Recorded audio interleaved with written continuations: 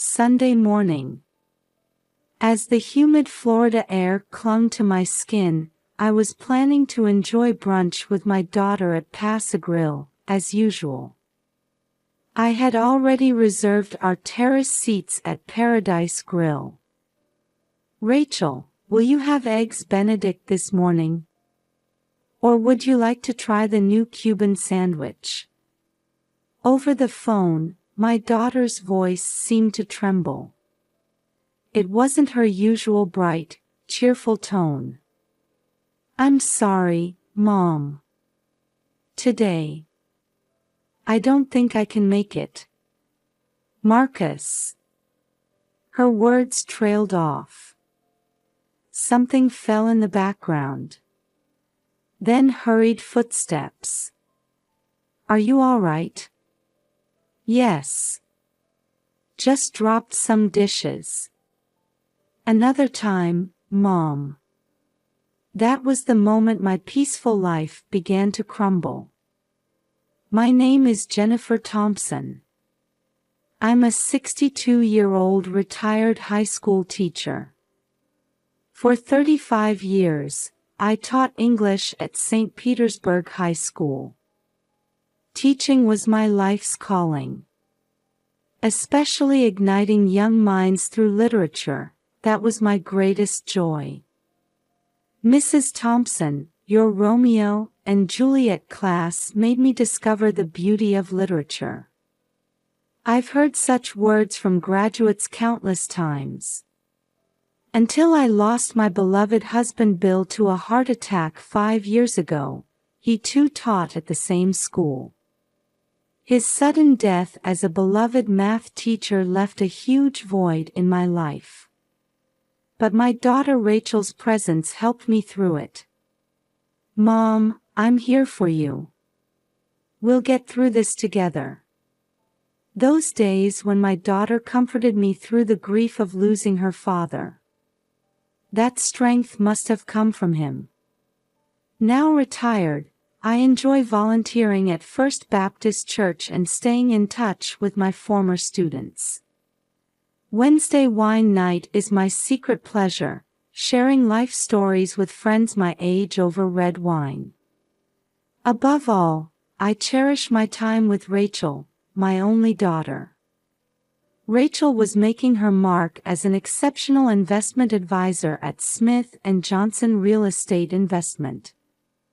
Nominated for Forbes 30 Under 30, my proud daughter earned $120,000 a year. She had been brilliant since childhood, always living up to her parents' expectations.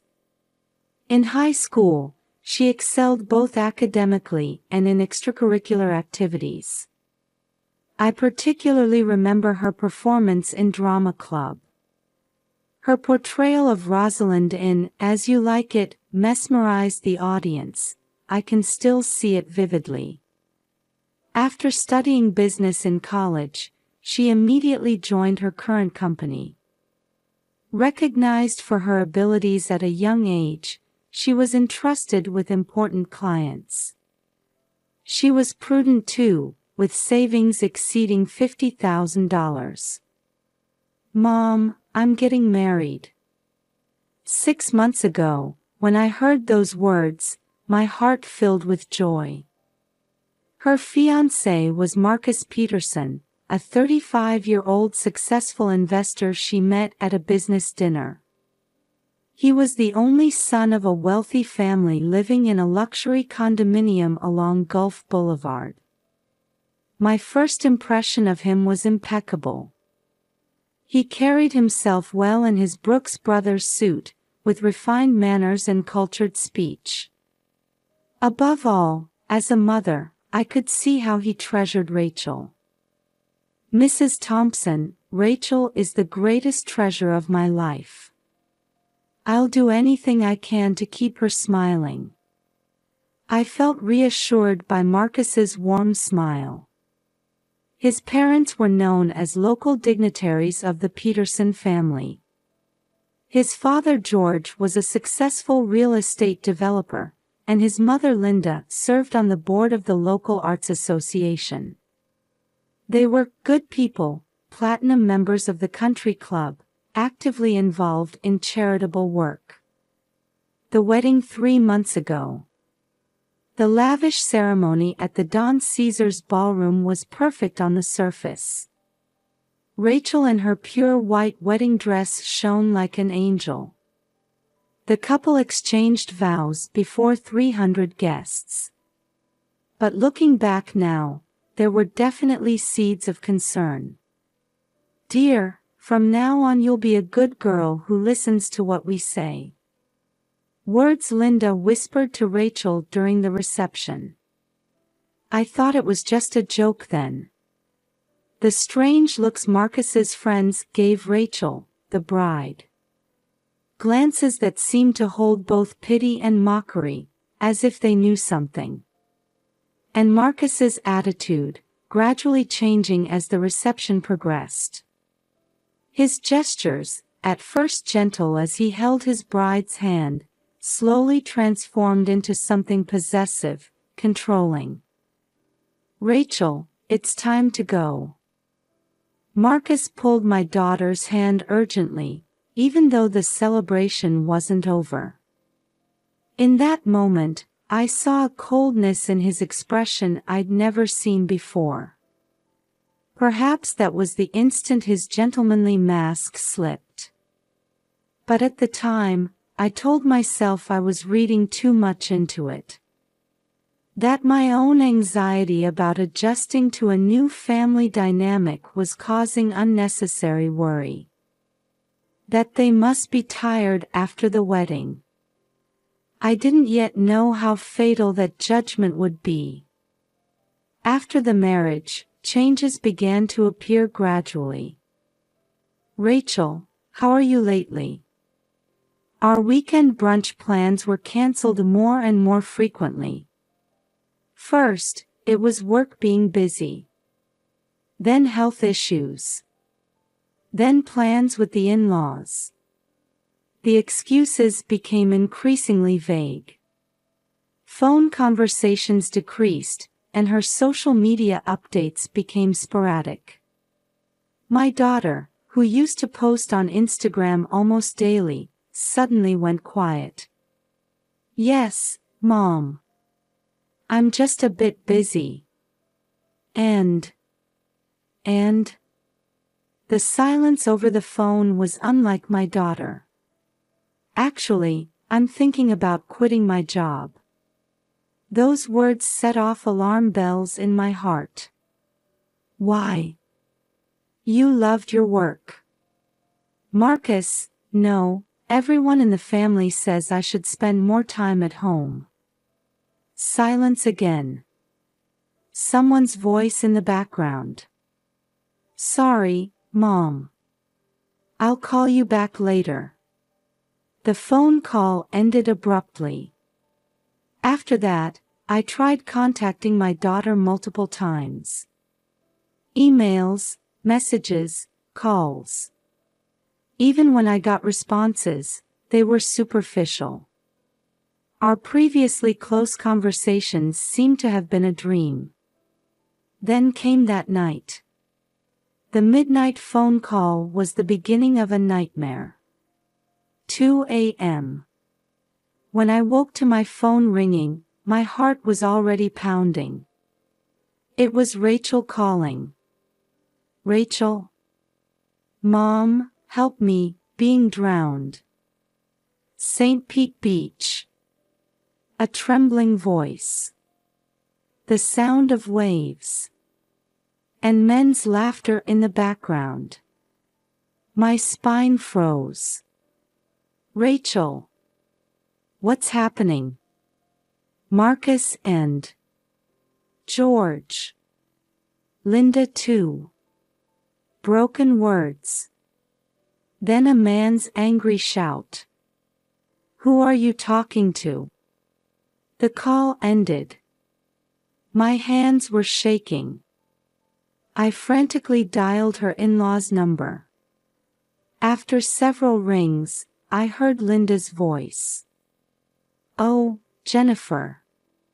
Why are you calling at this hour?" A calm voice.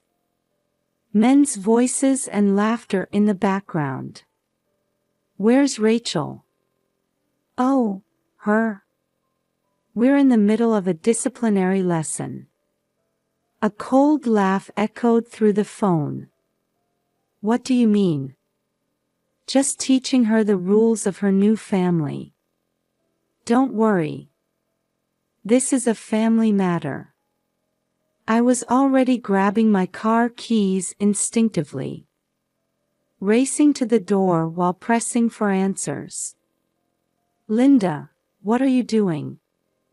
Just a family matter. Don't interfere. It's no longer your concern. The line went dead. Speeding down Gulf Boulevard in the middle of the night. Street lights streamed past the car window like ribbons of light. Moonlight silvered the sea surface. Palm trees cast black shadows in the moonlight now and then. My heart was racing. Sweat dampened my hands on the steering wheel. Various scenarios raced through my mind. Was my daughter safe? What was happening? Why the sea? When I slid my car into the St. Pete Beach public beach parking lot, what I saw was an unforgettable scene. Rachel, knee-deep in the sea under moonlight. Her white nightdress swaying in the waves. Marcus, George, and Linda surrounding her. Thin smiles on their faces. Rachel. My scream echoed across the nighttime beach. They froze for a moment. The truth was more cruel than imagined. Everything came to light during the police investigation. Marcus's investments had failed. Behind their seemingly wealthy lifestyle, they were carrying $500,000 in debt. It was all for her sake. Linda insisted during questioning. A manic expression peeked through her perfect makeup. With Rachel's salary and savings, we could have made a comeback. Isn't it natural for family to help each other? But this wasn't family helping each other, it was clearly criminal. The plan had been meticulously crafted. First, break Rachel down psychologically. Criticize her for minor things, destroy her confidence. Exaggerate failures in housework, restrict contact with friends. Check her smartphone history, monitor her movements. Next, make Rachel quit her job. Under the pretense of becoming a good wife and mother, they planned to make her abandon her career. Finally, gain complete control over Rachel. Use her savings as family assets to repay their debts. That was their plan. Last night's incident was part of the discipline. George spoke matter-of-factly to the detective. Since she wouldn't listen, we just wanted to scare her a little. Obviously, we weren't really going to drown her. But Rachel's testimony told a different story. They were serious. Marcus said, "If you speak up, we'll really drown you." My anger peaked at my daughter's trembling words. I took immediate action. First, called the police. Then contacted a counselor at a DV shelter, Sunrise Center, a facility with domestic violence specialists. Photos of the beach incident were already saved on my phone. That terrifying scene under moonlight, preserved as digital evidence. Mrs. Thompson, your quick action saved your daughter. I nodded deeply at Detective John Martinez's words. Piles of evidence sat on his desk. Documents showing the Peterson family's debts. Records of Marcus's failed investments. And most shocking, materials suggesting their past crimes. This might be just the tip of the iceberg. Martinez frowned as he reviewed the documents. The Peterson family has a history of similar financial troubles.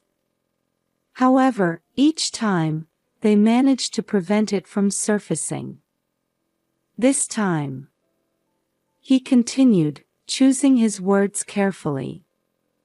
This time, your daughter was their new target. The investigation sent ripples through the community. The First Baptist Church community immediately offered support. Jennifer, we'll do anything we can for you and your daughter. The pastor's words brought warmth to my heart. The domestic violence support organization, Hope's Light, also moved quickly. They provided comprehensive support, from legal aid to psychological counseling. Such cases are not uncommon. Maria Gonzalez, a counselor at Hope's Light, explained gently. Wealthy families, high education, social status. These can sometimes serve as veils hiding abuse. Victims are crushed by social pressure thinking, surely not this family, and cannot speak up. Rachel's workplace also promised full support. She is a valuable asset to our company. Please take leave to recover. Your position will always be waiting. Direct words from the CEO. Evidence continued to mount. Threatening messages found on Marcus's smartphone. Linda's diary detailing discipline plans. Traces of George's financial misconduct. And most decisively, testimony from a local resident who witnessed that night's beach incident. I walk my dog every night. The elderly gentleman spoke clearly on the witness stand. That night, I saw a clearly unusual scene. A young woman being forcibly led into the sea. I immediately called the police. Police intervention shattered the Peterson family's facade. In August's scorching heat, the district courtroom was tense. Defendants, please rise. The judge's voice resonated solemnly through the courtroom. Marcus, George, and Linda stood with their defense counsel. Gone were their elegant demeanor and arrogant expressions.